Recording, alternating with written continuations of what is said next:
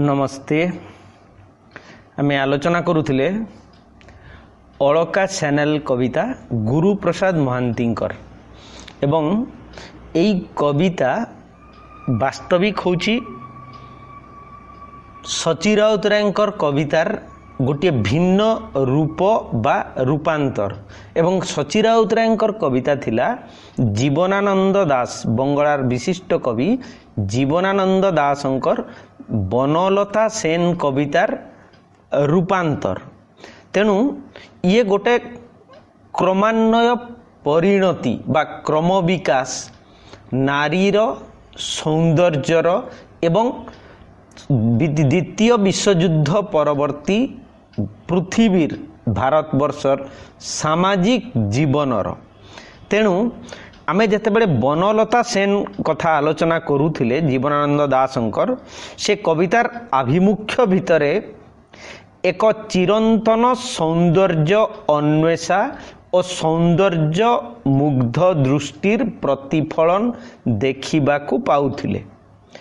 जुगे जुगे नायिका को नारी को काव्यिक दृष्टि नहीं परखिबार एक प्रचेष्टा बनलता सेन कवितारे परिलक्षित।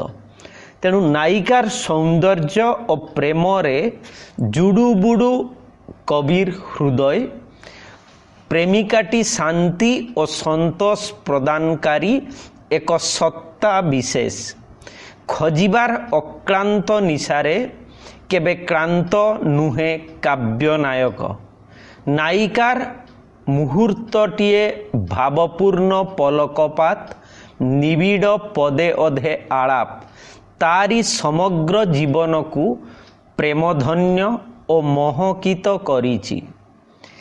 तेबे सची बाबूंकर बा सच्चिदानंद राउतरायंकर जेतेबेले अलका चैनल को आमे भेटुचे सेतेबेले आमे देखुचे जे इतिहासर अंधकार भितरु आउ केते पाद उजाणी रे जाई पुराणर देहली को से स्पर्श करिसंती।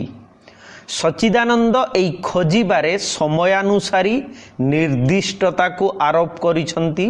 जुगीय नारी को ता बा सबु कालर नायिका को खोजिबार दृष्टिभंगी एठारे किंचित भिन्न। बनलता सेन रे जीवनानंद दास जो रोमांटिक भावमुग्ध अभिव्यक्ति देले सेथिरे उबुटुबु सच्चिदानंदंकर काव्यनायक एणु एक रोमांटिक परिवेश रे भेटिछि नायिका को। से बनलता सेन होइथिले मंद हुअंता नहीं। अन्य नाटिए तार अलका चैनल बसंत ऋतुर एक आश्चर्य गधुड़ीर बेड़ारे तासह भेट से बेड़ारे आकाश दिशे लक्षे सुना हरिणर पिठी परि चित्रित उज्जवल सेठी मृदुमंद मलय थिबो फुलर बास्ना भी थिबो। कविंकर भाषारे प्रथमे तुमको जेबे देखिथिली अलका चैनल सची राउतरायंकर विदेहर राजपुरे लक्षे स्वर्ण हरिणर छाल छाई थिला पृथ्वी रे फगुणर आश्चर्य गधुड़ी। चिरंतन सेही नायिका अलका को खोजिबा निशारे काव्यनायक पुराण जुगर अस्तमित ऐश्वर्य भितरे खोजंती तार पादचिन्ह। एणु विदेह और बारुणाबंतर स्मृति विजड़ित भूमि भितरे से घूरी बुलंती। विदेहर राजपुरर सती सीतांकर त्याग और महत्तर महिम्न दिगंत एवं बारुणाबंत निर्यातिता और प्रतिशोध दीप्ता याज्ञसेनींकर शपथ और कारुण्यर ऊर्जस्वल अध्याय को व्यंजित करे। सही रूप भितरे भावभूमि भितरे प्रतिभात हुए अलकार सौंदर्य व्यक्तित्व और प्रत्यय। आहुरी सुदूर अतीत को उजाणी रे जाई कवि अलका चैनल को मर्त्य सौंदर्य और प्रेम विधुरा अप्सरा उर्वशी मध्यरे देखंती समन्वित करंती। उर्वशी और पुरुरवांकर अपूर्व अंतरंग प्रेम उपाख्यान दृश्यपटरे भासी उठे। गार्हस्थ बा दाम्पत्य भितरे उर्वशींकर शर्त कम सात्विक लागे नहीं। दाम्पत्य जीवनर भोग और सुहाग मध्यरे से पुरुरवांकु निर्वस्त्र बा उलग्न देखिबे नहीं। शर्त भांगिले स्वर्ग को फेरी जीवे उर्वशी। एक सुष्ठु सात्विक परंपरार प्रतिफलन इए। माया अवश्य भियाइबे चित्ररत गंधर्व शर्तभग्न हेब उर्वशी स्वर्ग को फेरी जीवे। पुरुरवांकर व्याकुलता और निबिड़ तपस्या तांकु पुणी मर्त्य मनस्क कराइब। उर्वशींकर प्रेम मर्त्य मनस्कता पुरुरवांकर व्याकुल अन्वेषण भितरे सते जेमिति मर्त्य और स्वर्ग जोड़ी होइछि। ससीम सहित मिशिछि असीम। से कालर प्रेम एपरी महिम्न मोहिनी। अलका मध्यरे उर्वशी, उर्वशी मध्यरे अलका। सीता द्रौपदी और उर्वशी त्याग शक्तिमत्ता और सात्विकतार प्रेममय प्रतीक रूप। अलका भितरे भारतीय संस्कृतिर रूप चेतना और प्राणस्पंदन पुणी बदली जाए अलकार परिचय। भारत इतिहास रे सुवर्ण अध्याय बोली जहाकु ग्रहण करा जाइछि ताहा नालंदा तक्षशिला और पुष्पगिरिर विश्वविद्यालय कालीन विद्वत्ता और प्रज्ञार परिप्रकाश और कर्षण। देश देशांतरर ज्ञान भिक्षु और भिक्षुणींकर महत्तर ज्ञान पिपासार प्रतिफलन। जैन और बौद्ध दर्शनर भक्ति और तत्वर भावस्रोतरे मग्न एक श्रमण चेतनार तीर्थंकरी व्याकुलतारे रुद्धिमंत एक सम्भ्रांत परिवेष्टनी रे नालंदार शिक्षार्थिनी सहपाठी भावरे अलका। काव्यनायकर दृष्टि पथारूढ़ हुए निराडंबर अथच अभिजात तार सौंदर्य। सेठी अलकार केशपाश विदिशार अंधकार परी नील निबिड़ नुहे तेबे आकर्षण युक्त।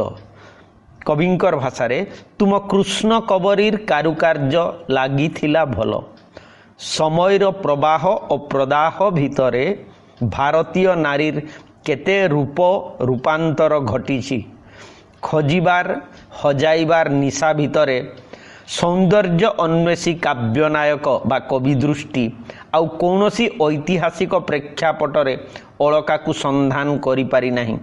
एणु दिगहजा नाविकर निर्जन निसंग सामुद्रिक स्थिति नुहे सुदूरर केउ दारुचिनी दीप नुहे कविंक कल्पनारे एक मुग्ध कल्पलोक कलिंग कटकठू दूर केउ अळैच दीप किंबा डाळिंब दीपर काच करतर बाड़ भितरे बंदिनी अलका को मुक्त करिबार स्वप्न देखु देखु कविंकु अचानक वास्तवतार धूसर मोहन स्थिति भितरे अलकार रूप दिशी जाइछि।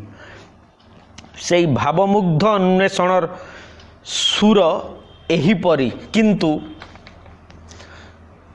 कविंकर भाषा होची जे कलिंग कटकू दूरे अळैच दीपर बंदरे तुमकु मु खजी बुले तुम कृष्ण केशर गंधरे सुदूर डाळिंब दीपे डेई काच करतर बाड़ बंदिनी तुमकु लड़े देवा पाई मुक्ति उपहार।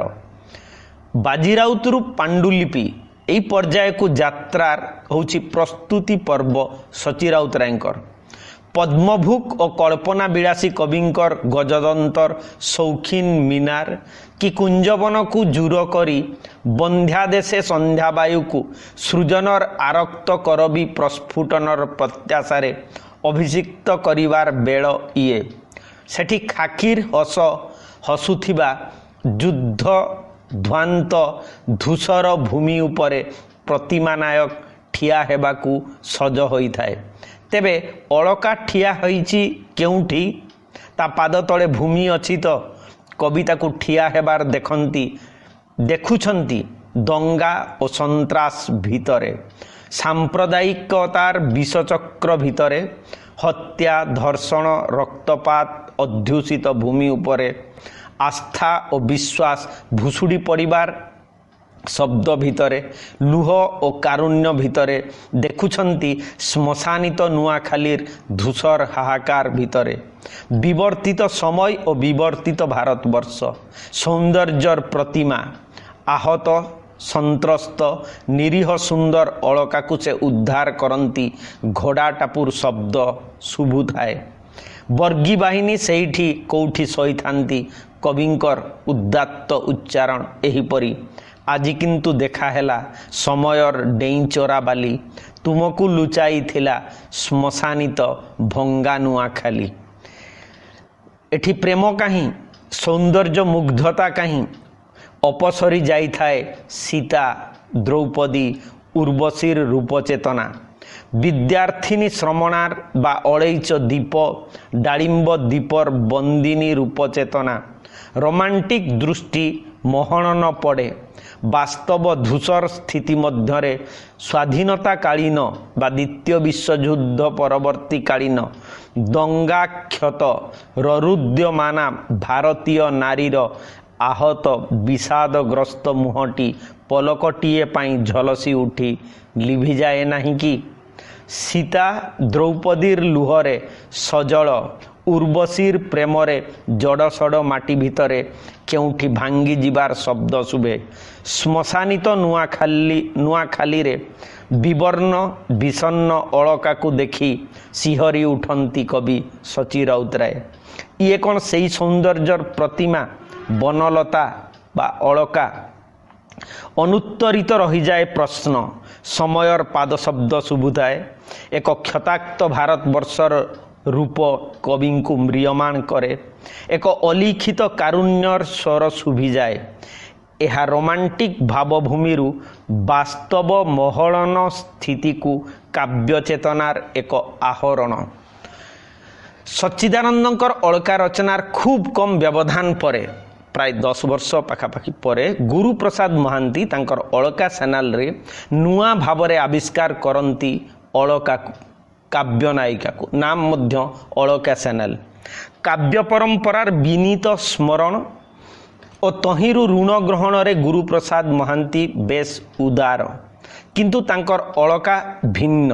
ତାର ଭୂମି ଅଛି ପୁଣି ନାହିଁ।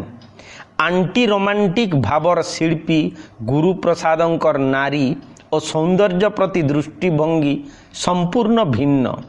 ତାଙ୍କ କବିତାରେ ମୁଖ୍ୟତଃ ଦେହ ଓ ତାର ଅବକ୍ଷୟ ଏବଂ ସୌନ୍ଦର୍ଯ୍ୟର ବିଲୟ। ଏଣୁ ଅଳକାର ଏକ ଭିନ୍ନ ପରିଚୟ, ଭିନ୍ନ ରୂପାନ୍ତର। ଅଳକା ପାଇଁ ଗୁରୁପ୍ରସାଦଙ୍କର କାବ୍ୟନାୟକ କେଉଁ ଏକ କଳ୍ପନାର କଳ୍ପଲୋକ, ଇତିହାସ ଓ ପୁରାଣର ଦେହଳି ମଧ୍ୟରେ ଘୂରି ନାହାନ୍ତି। ସେ ବି ଚିରନ୍ତନ ସୌନ୍ଦର୍ଯ୍ୟର ମୂର୍ତ୍ତିମତୀ ପ୍ରତିମା ନୁହେଁ। ସଚୀ ରାଉତରାୟଙ୍କର ଅଳକା ଏଣୁ ଏଠାରେ ସୌନ୍ଦର୍ଯ୍ୟ ବିସର୍ଜିତ ଏକ ସତ୍ତା, କାମନା ବାସନା ସର୍ବସ୍ୱା, ଉଗ୍ର ସ୍ୱଭାବର ସ୍ୱାଧୀନତା ପରବର୍ତ୍ତୀ ଭାରତୀୟ ନାରୀ। ଏ ରୂପାନ୍ତର କିନ୍ତୁ ସହଜ, ସ୍ୱାଭାବିକ ଦିଶେ ନାହିଁ କି ଲାଗେ ନାହିଁ। ସ୍ୱାଧୀନତା ପରବର୍ତ୍ତୀ ବାସ୍ତବବାଦୀ ଓ ବସ୍ତୁବାଦୀ ପଟ୍ଟଭୂମିରେ ଉଭା ନାରୀ ଚରିତ୍ରର ତଥାକଥିତ ଉଗ୍ରତା, ଆଧୁନିକତା କି ଭୋଗ ସର୍ବସ୍ୱତାକୁ ଯଦି ଉପସ୍ଥାପନ କରିବାର ଆଭିମୁଖ୍ୟ ଗୁରୁପ୍ରସାଦ ମହାନ୍ତିଙ୍କର ଥିଲା, ତେବେ ସଚୀ ରାଉତରାୟଙ୍କର ଅଳକା ଚ୍ୟାନେଲକୁ ଗ୍ରହଣ କରିବାର କୌଣସି ବିଶେଷ ଆବଶ୍ୟକତା ଥିଲା ବୋଲି ଖୁବ୍ ମନେ ହୁଏ ନାହିଁ। ସମ୍ବୋଧନରେ ତୁମେ ଯଥେଷ୍ଟ ହୋଇଥାନ୍ତା। ଯେଉଁ ବିଦେଶୀ ପ୍ରବଣତା ଓ ପାଶ୍ଚାତ୍ୟ ଜଗତର ସାଂସ୍କୃତିକ ଅବକ୍ଷୟ ଦ୍ୱାରା ଗୁରୁପ୍ରସାଦ ମହାନ୍ତି ପ୍ରଭାବିତ ହୋଇଥିଲେ, ତଦ୍ୱାରା ସେ ଏ କବିତା ପରିପ୍ରେକ୍ଷୀରେ ଭାରତୀୟ ସ୍ୱାଦଗନ୍ଧ ଓ ସୌନ୍ଦର୍ଯ୍ୟ ଦୃଷ୍ଟିକୁ ପରିହାର କରିଛନ୍ତି। ଗୁରୁପ୍ରସାଦଙ୍କର ଅଳକା ଚ୍ୟାନେଲରେ ଏଣୁ ପ୍ରେମ ନାହିଁ, ସୌନ୍ଦର୍ଯ୍ୟ ନାହିଁ, ରହିଛି ଭୋଗ ସର୍ବସ୍ୱତା। ସିଏ ଏକ ଭିନ୍ନ ଅଳକା ଚ୍ୟାନେଲ। गुरुप्रसादंकर अलका चैनल स्वाधीनता परवर्ती आधुनिक नारी बा नायिका समकालर बा विंश शताब्दीर प्राणस्पंदन सहित वस्तु सर्वस्व दृष्टिभंगी पोषण करुथिबा सहरी चेतना अनुरागी नारीर जीवनचर्या उपस्थापन करिबा स्थूलत गुरुप्रसादंकर आभिमुख्य आंतर्जातिक दृष्टिकोण और पाश्चात्य जीवन दृष्टि को ग्रहण करिबार परिप्रेक्षी से हुए तो टी.एस. एलियट बा बदलेयार प्रमुखंकर सूत्र को नारी जंत्र सर्वस्व और कामनार वस्तु भाव चित्रण करिबार मानसिकता पोषण करिसंती। आधुनिक नारी चरित्र यह एक दिग मात्र। द्वितीय विश्वयुद्ध परवर्ती जंत्र जीवन और सहरी चेतना अध्युषित समयर परिचय उपस्थापन कविंकर अन्यतम लक्ष्य। एई दुई लक्ष्य दिगरे सच्चिदानंद अलका को एक सूत्र बा सेतु भाव से ग्रहण करिसंती। ए दुई अलकांक मध्यरे दुस्तर और विस्तर आत्मिक व्यवधान वर्तमान बा रहिछि। तीन गोटी पर्याय और ढंगरे गुरुप्रसाद अलका चैनल कवितार उपस्थापन करिसंती। 36 धाड़ीर ए कवितारे 8 धाड़ी सची राउतरायंकर अलका सहित स्वकीय अलकार सहावस्थान और पृथकीकरण 8 धाड़ी समकालीन परिवेशर उपस्थापन अवशिष्ट 20 धाड़ी आधुनिकता संपन्न नारी भावरे अलकार रुटीन बंधा जीवनधारार विवरणी प्रदान करा जाइछि।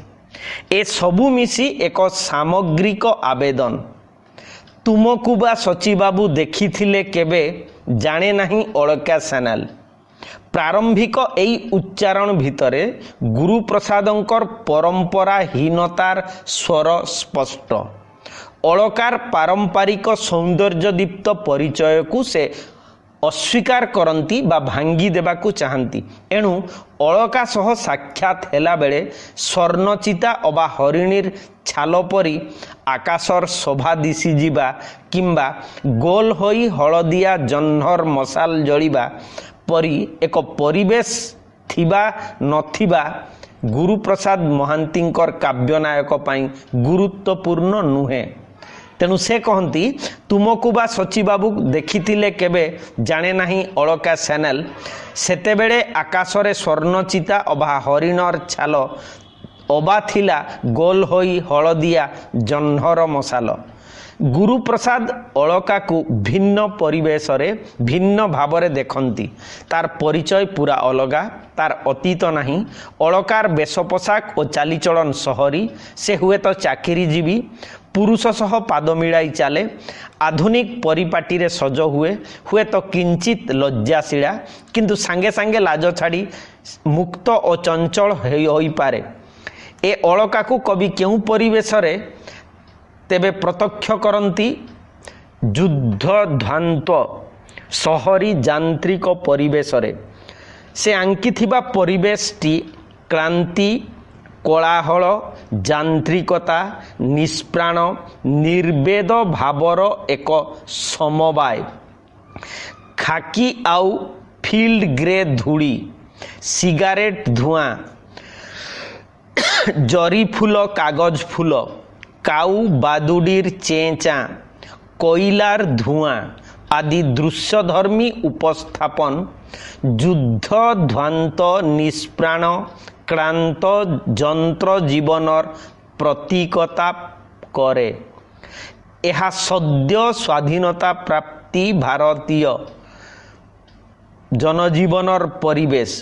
प्रश्न उठे प्रतिमा नायक पर्यायरु आम कवितार खाकी बा खाकीर हसर अनुप्रवेश घटीगलानी सेते बेलकू युद्धरत सैनिकर पोशाक प्रसंगरु आहरित एई शब्दटी युद्धजनित निसंगता और धूसरतार सूचना दिए।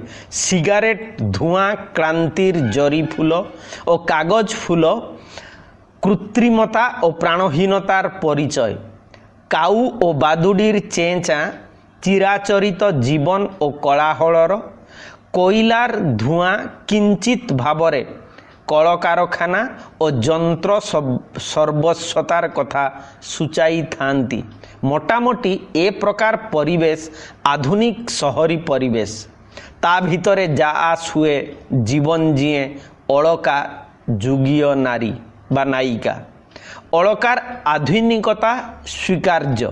ସେ ଜୋତା ଷ୍ଟ୍ରାପ୍ ଧୀରେ ଧୀରେ ଖୋଲେ।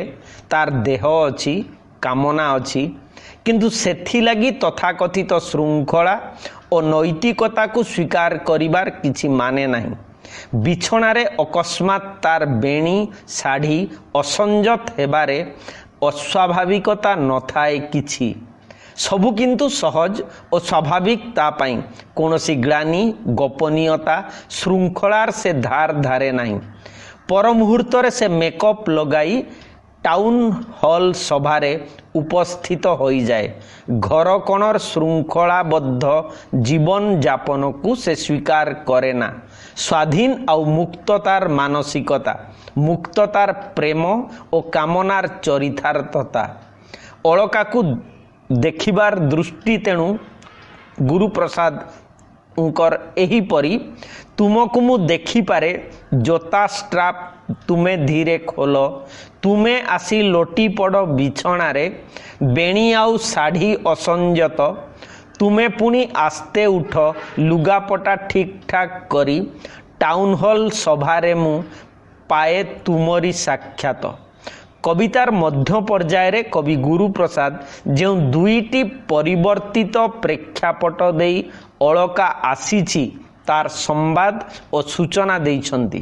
ପ୍ରଥମଟି ଚିତ୍ରରତ ଗନ୍ଧର୍ବ ପ୍ରସଙ୍ଗ, ଦ୍ୱିତୀୟଟି ଦଙ୍ଗାଗ୍ରସ୍ତ ନୂଆଖାଲି ପଠାଣ ବସ୍ତି ପ୍ରସଙ୍ଗ। ପ୍ରଥମଟିରେ ପ୍ରେମର ନିଷ୍ଠା ଓ ସାତ୍ବିକତାର ଚିତ୍ର, ଦ୍ୱିତୀୟଟିରେ ଦଙ୍ଗାଜନିତ ହିଂସା ଜର୍ଜରିତ ସ୍ୱାଧୀନତାକାଳୀନ ସମୟର ଚିତ୍ର। ପରିବର୍ତ୍ତିତ ପ୍ରେକ୍ଷାପଟରେ ପ୍ରେମର ସ୍ୱରୂପ ବିବର୍ତ୍ତିତ ଓ ସମୟ ଭିନ୍ନ। ଏତିକି ସୂଚାଇବା ଗୁରୁପ୍ରସାଦଙ୍କର ଉଦ୍ଦେଶ୍ୟ।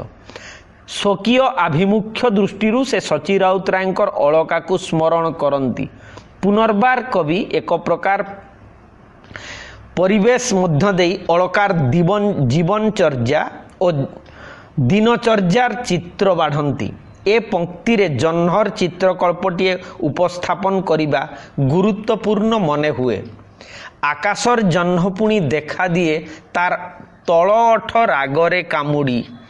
ଜହ୍ନ ଭିତରେ ନିଷ୍ପ୍ରାଣ ସୌନ୍ଦର୍ଯ୍ୟକୁ ପ୍ରତ୍ୟକ୍ଷ କରିବା ତଥା କ୍ଷୁଧା, ଦାରିଦ୍ର୍ୟ ଓ ଯନ୍ତ୍ର ଜୀବନର ଯନ୍ତ୍ରଣାକୁ ଅଙ୍ଗେ ନିଭେଇବାର ଯତ୍କିଞ୍ଚିତ ଉପଲବ୍ଧି ସଚୀ ରାଉତରାୟଙ୍କର ଟିଣର ଜହ୍ନ, ରୁଟିର ଜହ୍ନ ପର୍ଯ୍ୟାୟକୁ ପ୍ରବେଶ କରିଗଲାଣି ଆମ କବିତାରେ। ଏଠାରେ ଜହ୍ନ ମ୍ରିୟମାଣ, ହନ୍ତସନ୍ତ ଓ କ୍ରୋଧ ଜର୍ଜରିତ। ସୌନ୍ଦର୍ଯ୍ୟ ତେଣୁ ଅପମୃତ୍ୟୁ ଓ ପ୍ରାଣହୀନତା କବଳିତ। ଏ ପରିବେଶ ଏକ ବିଷଣ୍ଣ ବିବର୍ଣ୍ଣ ପରିବେଶ। ଏହାପରେ ଟାଉନ୍ ହଲ୍ରେ ଅଳକା ଝଡ଼ ପରି ଭୀଷଣ ବକ୍ତୃତା ଦେବାର ଦେଖନ୍ତି କବି, ଯେଉଁଥିରେ ପ୍ରାଣ ନଥାଏ କି ଜୀବନ ନଥାଏ। ଏହା ନାରୀର ସ୍ୱାଧୀନତା, ଆଧୁନିକତା ଓ ମୁକ୍ତ ମାନସିକତାର ଇଙ୍ଗିତ। କାମନା ସର୍ବସ୍ୱ ଯନ୍ତ୍ର ଜୀବନ, ଅଭ୍ୟସ୍ତତାର ଦେହ ଭିତରେ ଅବକ୍ଷୟ, ନିଷ୍ପ୍ରାଣତା ସଞ୍ଚରି ଯାଉଥିବାର ପ୍ରତ୍ୟକ୍ଷ କରନ୍ତି କବି ଗୁରୁ ମହାନ୍ତି। ତାର ଦେହ ବା ସେ କାଗଜ ପାଲଟିଥିବା କି ଛିଣ୍ଡା ଚିଠିର ଅବଶିଷ୍ଟାଂଶ ପାଲଟି ଯିବା ଭିତରେ ସୌନ୍ଦର୍ଯ୍ୟର ପ୍ରାଣହୀନତା ସୂଚିତ ହୁଏ। ଅଳକାର କୌଣସି ସୁଷ୍ଠୁ ସମୃଦ୍ଧ ପରିଚୟ ରହେ ନାହିଁ। ତେଣୁ କବିଙ୍କର ଭାଷାରେ ମୁଁ ତୁମର ଶୁଣେ ଆଜି ଝଡ଼ ପରି ଭୀଷଣ ବକ୍ତୃତା, ମୁଁ ଦେଖେ ତୁମର ଦେହ ହଠାତ୍ ଯାଏ କାଗଜ ପାଲଟି। ଗୁରୁପ୍ରସାଦଙ୍କର ସମକାଳୀନ ପରିବେଶର ଯାନ୍ତ୍ରିକତା, प्राणहीनता को सूचाइबा को जाई कवितार अंतिम पर्याय रे भंगा नुआखाली सह विपणी समृद्ध आधुनिक भारतीय सभ्यतार पीठ कलिकता और दिल्लीर उल्लेख करती। ता मध्यरे आधुनिक स्थान काल सर्वोपरि आधुनिक सभ्यतार वास्तवता को कवि उपस्थापन करने को चाहती। कलिकता और दिल्लीर शहरी संक्रमण और यांत्रिकता सह कटकर गली रास्ता और छक को कवि एकाठी देखती। सर्वत्र मोटामोटी एक यांत्रिक स्थिति, प्रतिटी रात्रि सेठी जंत्रणाक्त, ताहा एक रुग्ण सकाळ को जन्म दिए। गुरुप्रसाद भारतीय जीवनधारा और परिवेश मध्यरे एक विषन्नता और प्राणहीनतार स्वर शुणी पारती। ए वास्तवताटी प्रकृत वास्तवता कि गुरुप्रसादंकर आहरित वास्तवता, ताहा अवश्य एक प्रश्न होई ठिया हुए तो विंश शतकर शेष पादरे एही विषन्नता और प्राणहीनतार उपलब्धि आसे। किंतु स्वाधीनता परवर्ती भारतीय परिवेश और मानसिकता कौन एते धूसर और म्रियमाण मने हुए नहीं। कविंकर पंक्ति होची एही परी भंगा नुआ खाली रे बा कलिकता नुआ दिल्ली आड़े काऊ आउ बादुड़ीर चेचा पुणी एते जीवा और आसीबा कटकर गलिकंदी रास्ता रास्ता छकरे छकरे रातिर प्रसूति कष्ट सकाळर रुग्ण जन्म नेबा। एही सबु रुग्णता विषन्नता भितरे अलकार प्रेम मातृत्व प्राप्ति शौखीन विलास जारी रहे। सेथिरे ना थाए प्राण ना थाए स्पंदन। तार क्रमश क्षयमान देह और सौंदर्य मध्यरे कवि ता प्रति अनुराग पोषण करती, प्रेम निवेदन करती, स्वप्न देखती। प्रकृत रे ताहा कौन प्रेम और स्वप्न? ढिला पाइजामा कामिज अमरावती पालटे। कविंकर गभीर आत्मव्यंग और आधुनिक जीवन प्रति श्लेष प्रकटित होईछि। अवक्षय और विडंबना काव्यनायक पाई सत्य होई उठिछि। प्रेमहीनता ही तार प्रेम, सौंदर्यहीनता ही तार सौंदर्य। अलका संपर्क रे तांकर अंतिम उच्चारण एही परी। ता भितरे तमे पुणी प्रेम कर गर्भवती हुओ। सिनेमार हैंडबिल मु देखिछि तुमरी देहरे। पवन तुमको जेबे आस्ते निये बालीरु साउंटी। मु तुमको स्वप्न देखे मोर ढिला पाइजामा कामिजर अमरावती रे। तेबे परिशेषरे उपसंहार पर्याय रे आमे जदि तीनोटी कलका को बनलता सेन, सची राउतरायंकर एवं गुरु महांतींकर अलका को मिसेइबा ताहले एई कथा कुहा जाई पारिबो। जीवनानंदंकर बनलता सेन रे प्रेम और सौंदर्य मुग्धता मुख्य। ताहा एक दार्शनिक उपलब्धि रे पहुंची। सेथिरे इतिहासर स्पर्श रही। परस्परर अनुराग मध्यरे हृदय विनिमयर भाषा रही। जीवन दर्शन मध्य रही। प्रेमर अन्वेषाबोध भितरे एक मुग्ध व्याकुलता रही। जीवनानंद को श्रद्धा और सम्मानर सह स्मरण करी अन्यतम ओडिया कवि भानुजी राव मध्य लिखिछंती, तुमे कौन लोड़ीथिल क्षणिक आश्रय, पक्षीर नीड़ परी बनलता आखि पल्लवी रे। दिगभ्रांत नाविकर बाट चला, सरी नाही दारुचिनी बनर अंधारे। जीवनानंद संकलनर नाम होची दर्पण आगरे। 1995 मसीह ताहा प्रकाशित। तेबे सची राउतरायंकर अलका चैनल बनलता सेनर किंचित भिन्न प्रतिरूप।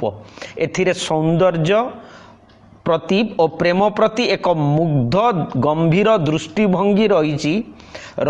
इतिहास पुराण सर्वोपरि परंपरार स्पर्श रही। मध्य कल्पनार कल्पलोकरे भावमुग्ध होई रहिबार गभीर बा विभोर व्याकुलता, किंतु परिणति रे संत्रास अध्युषित समकालर व्याकुलता सहित अलका को सामिल करी सच्चिदानंद ताकू एक भिन्न रूप देइछंती।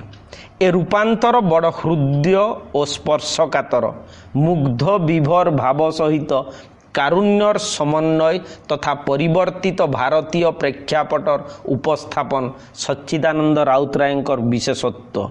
तेबे गुरुप्रसादंकर अलका चैनल संपूर्ण नियारा। से परंपरा मुक्त, तार अतीत थिले भी ताहा गुरुत्वपूर्ण नुहे।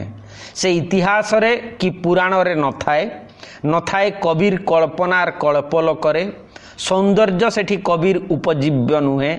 युद्ध परवर्ती शहरी वस्तुवादी और जंत्र जीवनर वास्तवता भितरे अलका जीए और आतजात हुए। सौंदर्य अपेक्षा भोग सर्वस्वता, देह भितरे सौंदर्यर मृत्यु और अवक्षय, कल्पना अपेक्षा वास्तवताबोध सेठी गुरुत्वपूर्ण होई उठिछि। गुरुप्रसादंक हातरे बनलता बा अलका भिन्न रूपांतर पाइछंती। गुरुप्रसादंकर कविता भिन्न एक मानसिकतार परिचय बहन करिछि, जहा सच्चिदानंदंकर अलका सह संबंधान्वित नुहे। जीवनानंदंकर रोमांटिक दृष्टिटी सच्चिदानंदंकर वास्तववादी रोमांटिक चिंताधारार रूपांतरित। पुणी सच्चिदानंदंकर एई धाराटी गुरुप्रसादंक ठारे आंटी रोमांटिक वास्तववादी धारारे परिणत। गुरुप्रसादंकर ए परंपरा भिन्नता नियारा उपलब्धि आंटी रोमांटिक दृष्टि तथाकथित आधुनिकतार अन्यतम लक्षण बोली आमको स्वीकार करने पड़िबो। तेबे ए तीनोटी कविता जीवनानंद दासंकर बनलता सेन, सच्चिदानंद राउतरायंकर अलका चैनल एवं गुरुप्रसाद महांतींकर अलका चैनल भितरे एक सूक्ष्म संयोग सूत्र रही एवं से सूक्ष्म संयोग सूत्र भितरे आमे देखुचे गोटाए जगार रोमांटिक एवं आउ गोटाए जगार रोमांटिक वास्तवता एवं आउ गोटाए जगार संपूर्ण भिन्न परिस्थिति भितरे जोठी प्रेम नहीं, सौंदर्य नहीं, केवल देह भोग एवं वर्तमान सर्वस्व अवक्षयवादी जीवन प्रति दृष्टिकोण गुरुप्रसादंकर अलका चैनल भितरे आमे देखा पाउछे। तो आपाततः आधुनिक वस्तुवादी भोग सर्वस्व पृष्ठभूमि उपरे परिवेश और परिस्थिति भितरे भारतीय नारीर आत्मा को चिन्हिबार प्रयास करिसंती सच्ची राउतराय एवं विशेष भाव में गुरुप्रसाद महांती तांकर अलका चैनल कवितारे। धन्यवाद। आशा करुची मतामत आपण माने प्रसंग रे देबे एवं परवर्ती समय रे आमे पढ़िबा सीताकांत महापात्रंकर आरदृश्य कविता। मतामत अपेक्षा रे धन्यवाद।